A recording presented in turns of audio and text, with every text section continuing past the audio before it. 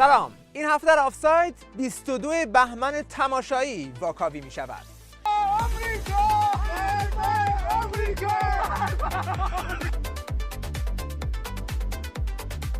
بعد از صحنه‌های تماشایی قیام مردم ایران در دیماه 96، علی خامنه هم چند روز قبل از 22 بهمن وعده یک 22 بهمن تماشایی رو به نیروهای خودش داد که یعنی خلاصه امسال میخوان بتر کنن. مثلا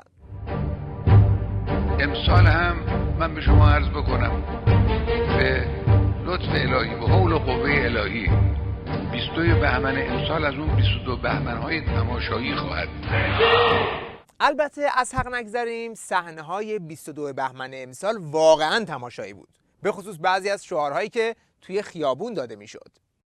ببین من تو خیابون هستم، شعار خودم میدم: مرگ بر رهبر، مرگ بر این رژیم. اینجا هستم به امید روزی که این ملت آزاد بشن. تصاویری که خبرنگاران مردمی از گوش و کنار میهنمون گرفتند هر کدوم گوشه‌ای از این راهپیمایی تماشایی رو نمایان میکرد. مثلا اینجا در تبریز صحنه واقعا تماشاییه. بلندگو شعار میده، باز دوباره بلندگو شعار میده،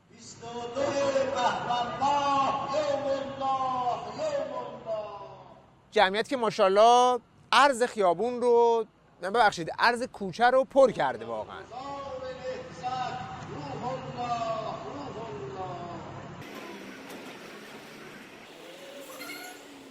نمونه دیگه در آخچه‌بدی اصفهان هست که اینجا هم میبینیم که تعداد بلندگوها از تعداد جمعیت بیشتره.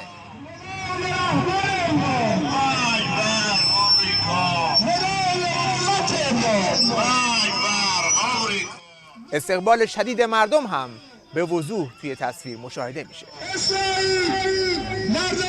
یه کمی اونورتر در قهدریجان، خب اینجا شاهد یک افزایش جدی در تعداد شرکت کنندگان هستیم. حدود 1 2 3 4 5 6 7 8 9 10 20 30 نفر از مردان در جلوی بلندگو و حدود 1 2 3 4 5 6 7 8 10 20 نفر هم از خانوما هستن که پشت بلندگو دارن میرن. روی هم حساب کنیم مثلا تو بگو 50 نفر اومدن. اما برای اینکه یک تصویری هم از جمعیت این شهر داشته باشیم، ما فیلم‌های دیگه‌ای هم از قهدریجان داریم که البته مربوط به ماه گذشته است که دیگه خودتون ببینید. همونطور که ملاحظه می‌کنید یه تعدادی هم توی این شهر هستن که با نظام میونه خوبی ندارن و در مقابل جمعیت راهپیمایی حکومتی طبعاً در اقلیت محسوب میشن.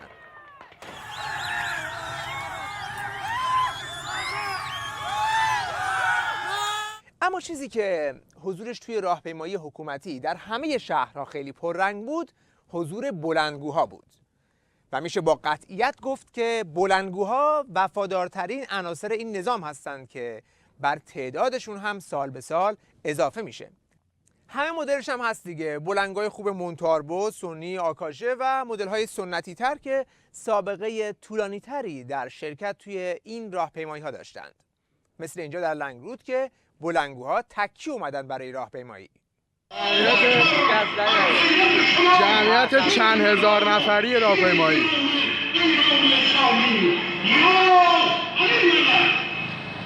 کلا میشه گفت که راهپیمایی بلندگوها در همه شهرها قسمت تماشایی این برنامه بود. امروز 22 بهمن 96 این میدون روبرویی که ملاحظه میکنین این جمعیت میلیونی هست که واسه راهپیمایی اومدن. بعد بلندگو داره راهپیمایی میکنه: آمریکا ننگ به نیرنگ تو. بله، این جمعیت میلیونی هم دارن جواب میدن. بله، این همون جمعیت دریایی هست که آخوند صدیقی میگفتش که اجتماع ملت دریایی تشکیل میده که آشغالا رو جمع میکنه. این یکی از اون دریاهاست، این یکی اقیانوس آرابه. یا اینجا در قائمشهر هم گزارشی داریم از حضور تماشایی مردم در ساعات آغازین راهپیمایی. امروز 22 بهمن ساعت 8:30 صبح، چیزی که تو میدون ساعتش زده است. خیلی خلوت قایم شهر. این جماعتی که میخوان امروز برن راهپیمایی این انقدر هستن. دم قایم شهری ها گرم. ای والله. در ابهر زنجان هم باز حضور اکثریت جمعیت این شهر رو میبینیم که تمام خیابون اصلی شهر رو پر کردن و یه اقلیت هم توی این شهر هستن که کاری به کارشون ندارن و دارن امور عادی خودشون رو انجام میدن.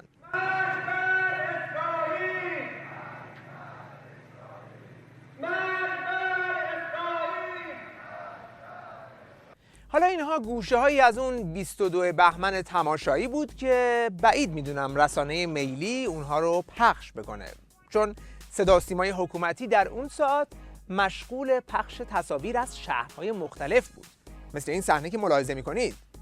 جمعیت شهر اهواز و جمعیت شهر کرمان چقدر شبیه به هم آرایش گرفتن، با لباس مشابه و پلاکارد مشابه.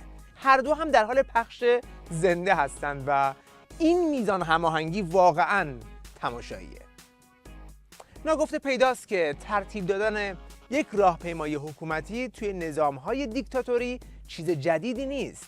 70 سال پیش، اون زمان که هنوز نه فتوشاپی بود نه دوربین رنگی وجود داشت، از این راهپیمایی حکومتی مد بود.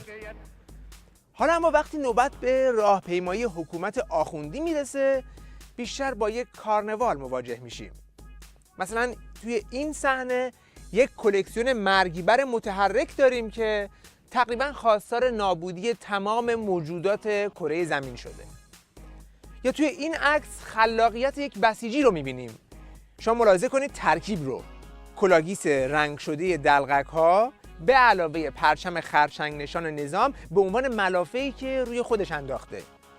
و البته برای اینکه صاحب این ایده مضحک و تماشایی لونره جرأت نکرده صورتش رو نشون بده و چهرهش رو هم پوشونده.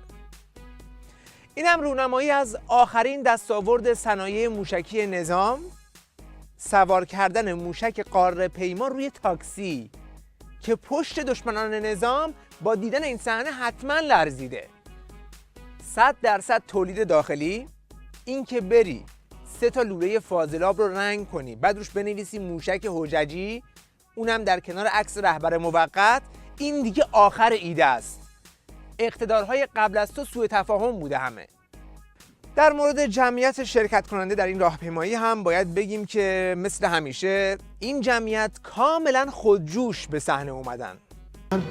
شاهد بودیم که مردم قبل از اینکه اصلا مراسم آغاز بشه خودشون به صورت خودجوش حرکت کردن در خیابان‌ها به همراه خانواده و در مسیرها حضور پیدا کردن.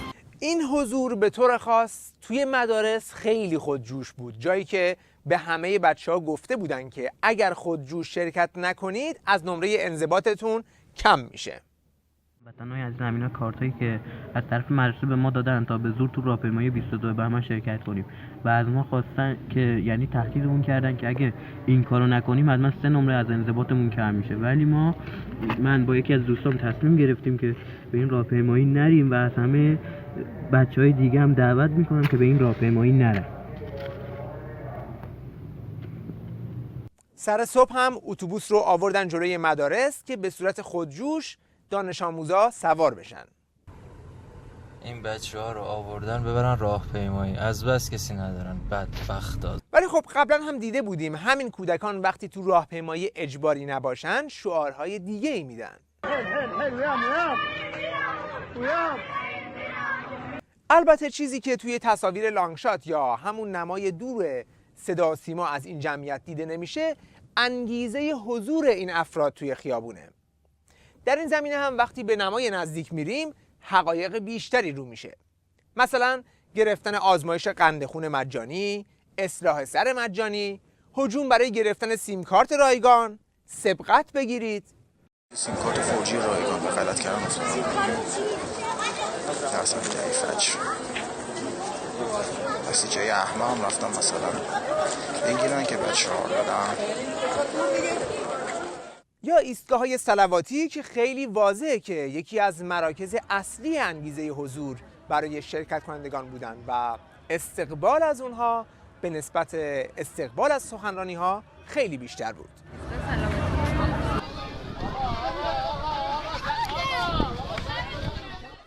البته برای جذب کودکان هم ابتکارات جالبی زده شده بود، مثل میکس کردن ورود امام با تصنیف کودکانه عمو زنجیرباف که تصویری حماسی از شخصیت امام به نمایش میذاشت. زنجیر منو بافتی، پشت کو انداختی، بلند امام اومده، چیشی آورده، امام اومده، امام اومده. از شگفتی‌های دیگه این تجمع حکومتی کشف استعدادهای جدید خوانندگی در بسیجی‌ها بود که می‌بینیم در حالی که مقامات نظام از این صدا دارن استفاده می‌کنند،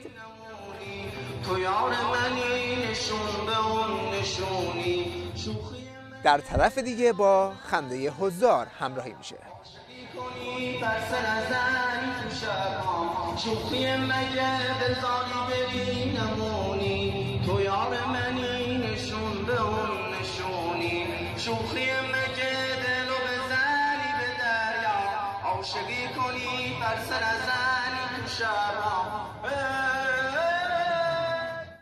در شهر بابل هم فرماندار و امام جمعه و فرمانده انتظامی شهر توی یک حرکت ارزشی حرف آخر رو اول زده بودند و کل تجمع رو توی یک رستوران خلاصه کردند.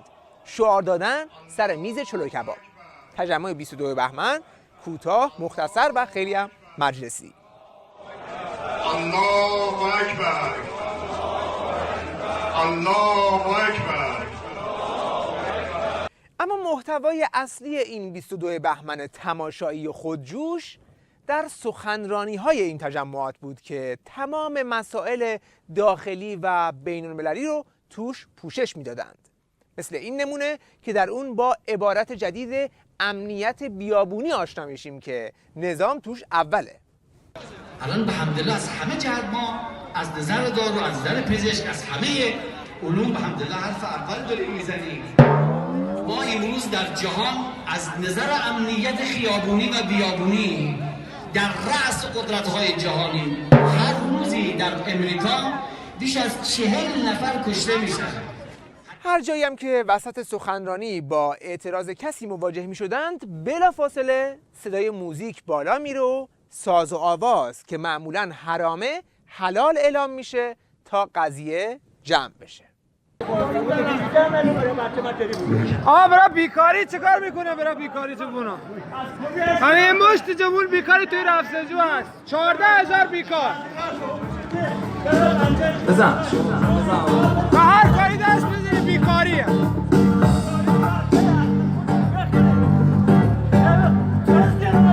بیکاری برای مردم میکنه. بالاترین مقامی که سخنرانی کرد شیخ حسن روحانی بود، ولی وعده‌های نخنمای اون هم به طور مرتب با شعارهای دروغگوی مردم پاسخ می‌گرفت.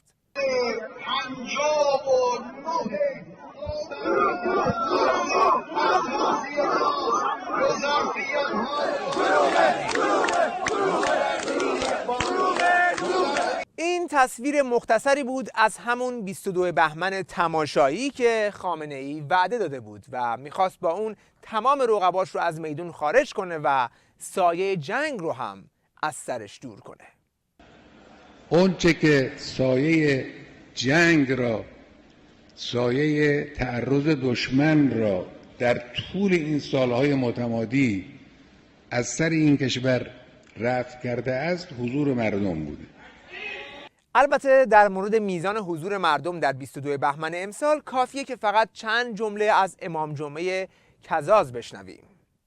ولی متاسفانه ملت کزاز سال به سال از این جشن و پیروزی عقب نشینی میکنن. بنشین تو خونهاتون، از اسلام و قرآن فاصله بگیرید هر چی میتونید. این مردم کزاز سال به سال عقب نشینی میکنن. خب تو سر این مردم که عقب نشینی میکنن. بله، پس با این حرفا و این حضور پررنگ مردم میشه نتیجه گرفت که 22 بهمن 96 چقدر تماشایی بود. وقتتون بخیر، خدا نگهدار.